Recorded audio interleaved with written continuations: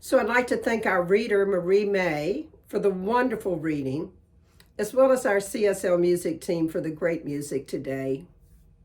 We're in week 3 of our series on This Thing Called You, a wonderful book by Ernest Holmes. And we've already talked about the joy of living, learning to flip our time so that we can be joyful, and aiming in our life to make our choices one for not only our highest good, but the good of everyone. And this week, we look at how it truly is done unto us as we believe. We continue this 2023 remarkable journey with our topic for today, As You Believe. And we learn to find the cracks in our thoughts and beliefs on this journey through life. Stay with us. And of course, I have a question for you. What is the one choice you can make today to see God in everything? To only put forth what you wish to be returned to you, and to know it is done unto you as you believe, remembering all things are possible. One more time. What is the one choice you can make today to see God in everything, to only put forth what you wish to be returned to you, and to know it is done unto you as you believe, remembering all things are possible. In the Bible, in Mark 9:23, we read that Jesus said, all things are possible to him that believeth. The trick here is to remember to believe. Belief is connected to seeing God in everything. In this philosophy, where there is absolutely no spot where God is not, we are called to at least believe that God is in everything somewhere. And this takes a great deal of belief, especially when we watch the news or when things don't seem to be going our way. Ernest Holmes said, when the time comes that nothing goes forth from you other than that which you would be glad to have return, then you will have reached your heaven. And like we learned last week, we have to choose to see God in everything, to know that God looks back at us from everything. In the reading today, Marie talked about laws. What if we truly thought of the law of faith like any other law? We never question gravity. We never question that if we move our furniture around, that the furniture will stay where we put it, or that is going to move elsewhere without any help. So why do we question faith so much? We can't see the law of gravity any more than we can see the law of faith. Okay, so we might see the law of gravity when we drop something, but don't we also see the law of faith in action when what I call normals happen? Have you ever prayed for something that you wanted a whole lot, and then, lo and behold, it shows up, or something close to it? I know I have. Those are the times that the law of faith is in action. Dolphins love to play with surfers, and they've been known to rescue them from sharks as well. Todd Indris was surfing when he was attacked by a great white shark that flayed the skin off his back, and then the shark started to make lunch out of him. You can imagine what Todd must have been thinking. Apparently, he believed he could survive because all looked lost until a pod of bottlenose dolphins came to the rescue, formed a protective ring around him, kept the shark at bay, and allowed him to get to shore. He had lost a lot of blood, but quick first aid by a friend saved his life. Ernest Holmes, in The Power of an Idea, wrote, the whole mystery and meaning of the teaching of Jesus is bound up in this word, believe. To act as though the good were true. To expect it to happen. to have faith, to trust, to be as a little child whose enthusiasm is unbounded. I have no idea if Todd was believing he could be rescued. Yet what I do believe is his faith brought him to shore to live a longer life. When we stand firmly in the belief that we already have what we desire, the power of good will bring it to us. Lesson 41 in the Course of Miracles is, God goes with me wherever I go. Wouldn't it be wonderful if we could remember this lesson 24/7? What if we could turn inward when things were not the way we desired them to be and know that God is right there? That belief alone would make 2023 a remarkable journey for everyone. There's a story about a little girl who daily went to the river to carry water back to her family in the village. Every day she walked to the river with 2 pots, filled them up, and returned home with only 1 full pot, and the other one a half to 3/4 full. She began to get sad as time went on that one of the pots had a crack, and she could not get 2 full pots of water back to her family. So one day, she spoke to one of the elders about her concerns about this cracked pot. His response to her was to notice the path along which she walked. So the next day, she did just that. She noticed the path. And to her amazement, one side of the path was covered with wildflowers that were flourishing. From the cracked pot had come all of that beauty. In The Art of Being, Dennis Merritt Jones tells us about the same thing for each of us in our lives, that we should be excited about our own cracks. Here's what he says. The truth is that every day offers opportunities to allow some light to shine through the cracks of the wall called our belief system into the unexplored rooms where our spiritual nature dwells, waiting patiently for us to enter and be more of who we have come here to be. So be excited and look for the cracks. Look for the cracks in your belief system? Really? I imagine about now you're wondering if I'm going to tell you how to be excited about those cracks, or how to find them, or perhaps how to find those unexplored rooms where your spiritual nature dwells. Well, first of all, I'm not going to, because you already know where your own cracks are. Jesus told us that if we ask for bread, we don't get a stone. He was very specific about the use of faith. So where are you not aiming for what it is you really want? Those are your cracks. Where, for example, might you unconsciously be asking to remain poor because rather than taking action towards changing your circumstances, you sit back and expect others to help you out? Or where are you unconsciously remaining stuck in a relationship or a job that you keep telling yourself, one day I'm going to blah, blah, blah, blah? Today is that day. If you're working and you don't like the situation and can't change it, where can you provide what Holmes calls mental attitudes for the law to work upon? This chapter invites us to find those little bits of joy that we can focus on.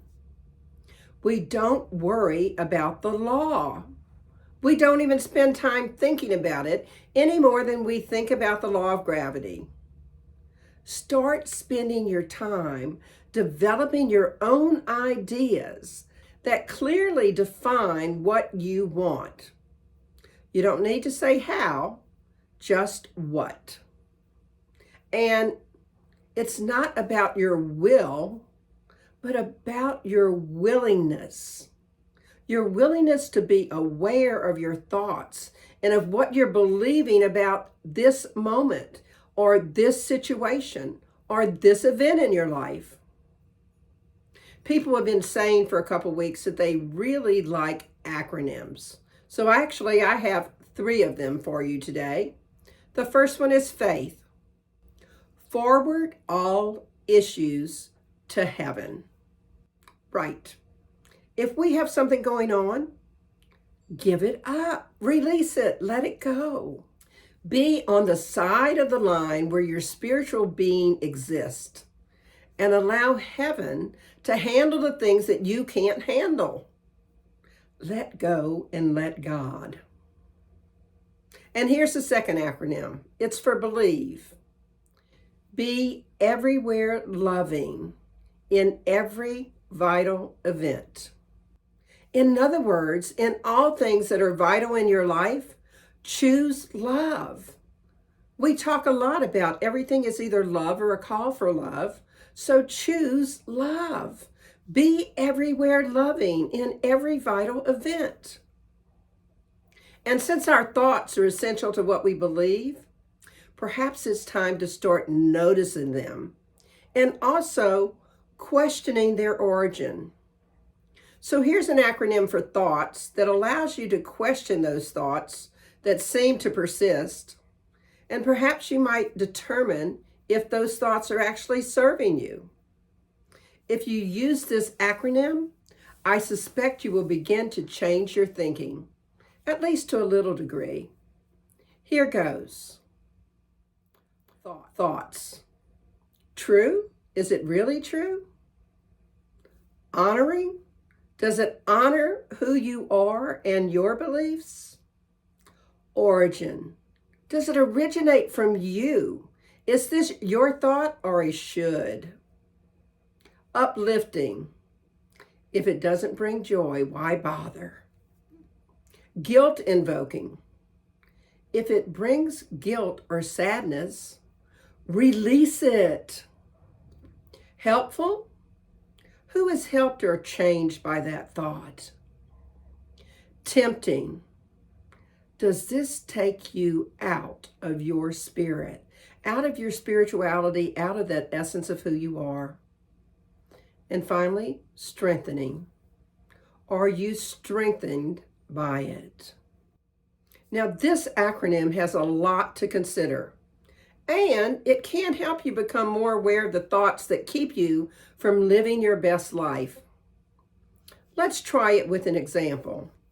Let's say you want abundance, and what you see is lack. Is lack true? No, we know God is our source. There's no lack in life. Is lack honoring? Of course not.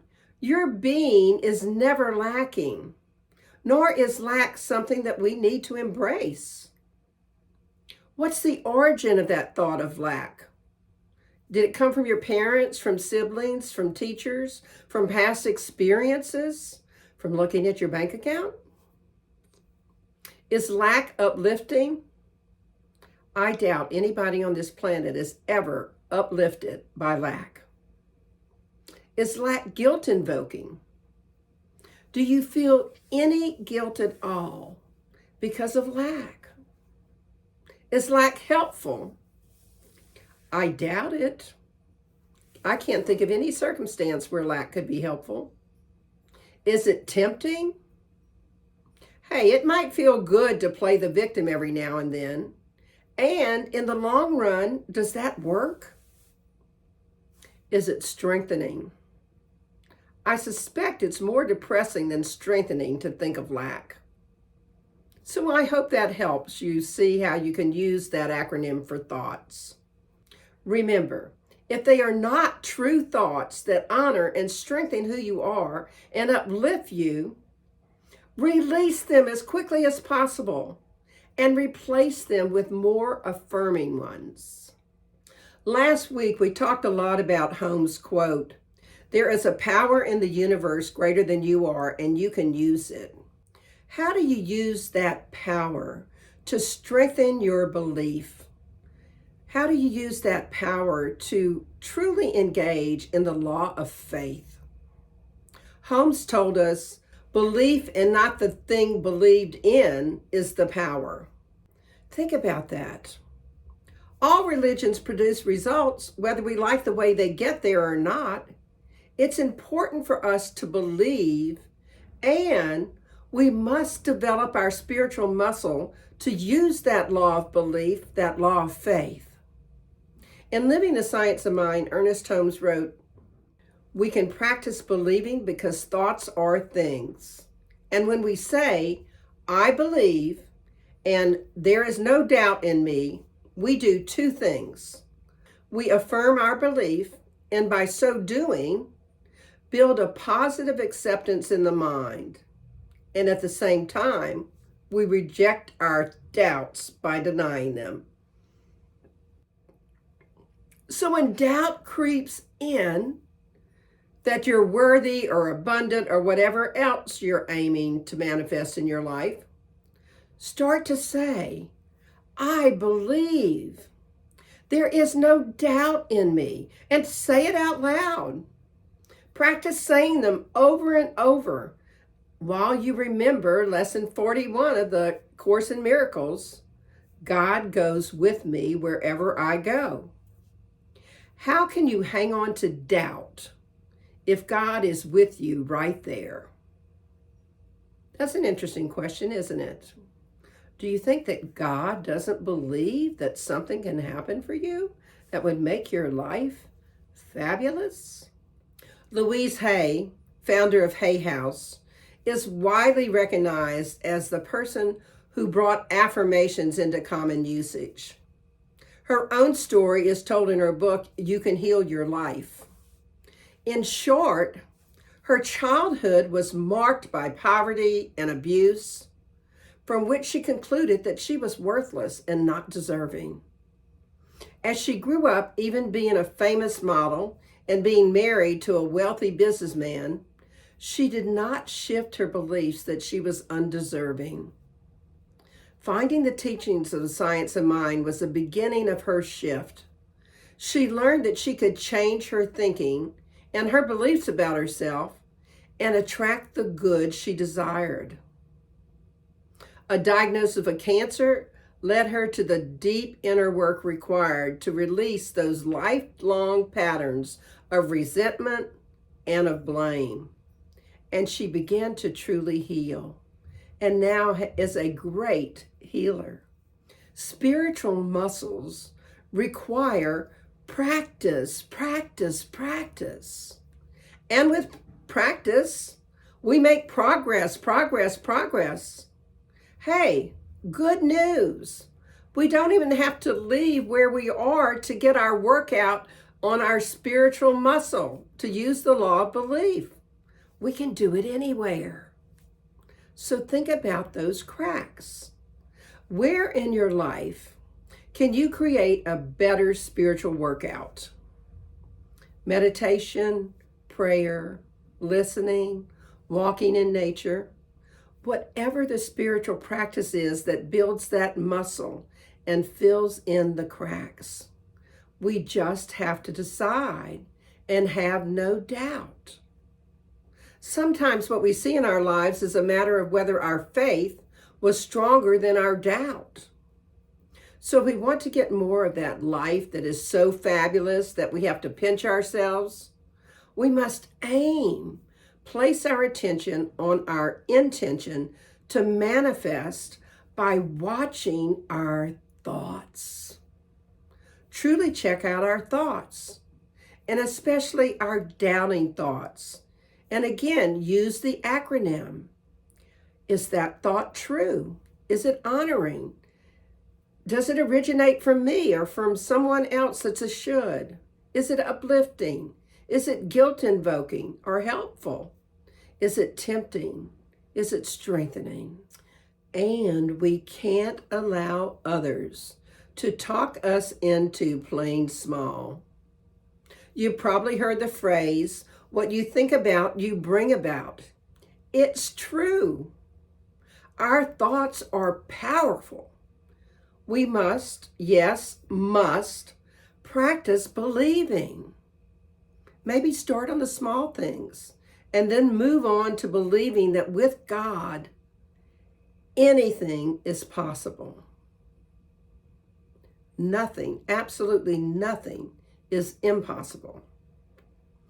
Ernest Holmes in Creative Mind and Success wrote this: "The substance that we deal with in itself is never limited, but we often are, because we draw only what we believe." We draw only what we believe. Watch your thoughts. Believe big. The sum total of our thoughts is either attracting or repelling our good. This includes both conscious and unconscious thoughts, and there's the rub. Since approximately 90% of our thinking is unconscious, we must discover our unconscious mental patterns and consciously shift them. We can change our thinking, and in doing so, cause the law of mind to act affirmatively to bring us our good. We are changing both our unconscious and our conscious thinking.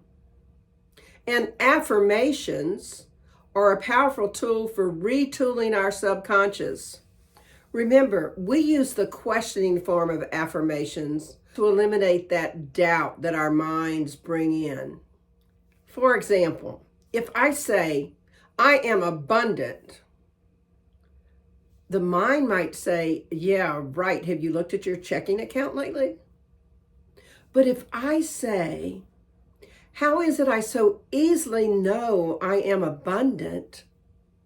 your mind looks for ways to prove that to be true. So let me end with these words of Holmes, and it's up to you. We should remember that belief is the power which sustains thought in its creative activity in mind, and it must be uncolored by any meagerness or mediocrity of past experience. So believe and start to question those thoughts that bring in the mediocrity of your past experience. Learn to have faith and forward all issues to heaven. Big or small, the law of faith does not distinguish.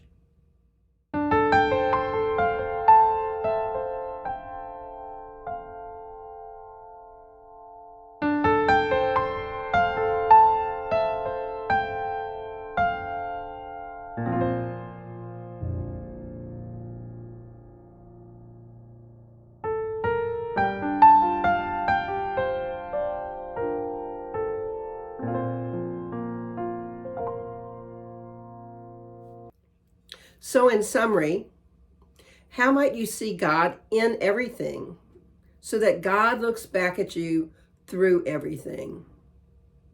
Remember, do what it takes to see God, no matter what the circumstances. Believe you can manifest whatever it is you desire. And find your cracks. Believe that God is with you in everything you do. So have faith and forward all your issues to heaven. It is as you believe. So develop your spiritual muscle for the law of belief. Make your faith stronger than your doubt. And remember, what you think about, you bring about. So here's your affirmation for the week. How is it I so easily and willingly make the choice today to see God in everything, to only put forth what I wish to be returned to me, and to know it is done unto me as I believe, remembering all things are possible. And your challenge for this week is to believe 2023 is a remarkable journey you're on, and even better than you can imagine in your highest and best dreams. Observe yourself this week and watch your thoughts. Ask if they're true, honoring, originating from you, uplifting, guilt-invoking, helpful, tempting, or strengthening. And as usual, I invite you to check in once or twice a day and just see how you're doing. Remind yourself to consciously use your prayer practices to make your faith stronger than any doubts that might arise. Let's pray. We take a deep, nourishing breath and settle into that place of faith, that place where we say, I believe. There is no doubt in me. And what I know to be the truth is that each of us is learning to watch those unconscious thoughts that have us being less than that marvelous being that we know we are. That we're starting to use our spiritual practices to bring about great changes in our lives. We're recognizing our thoughts and our thinking and shifting the thinking that is doubtful into thinking that is of belief that right where you are, God is. So I am so grateful for this opportunity today to remember that it is done unto us as we believe. It is absolutely essential for us to be aware that all things are possible if we just believe.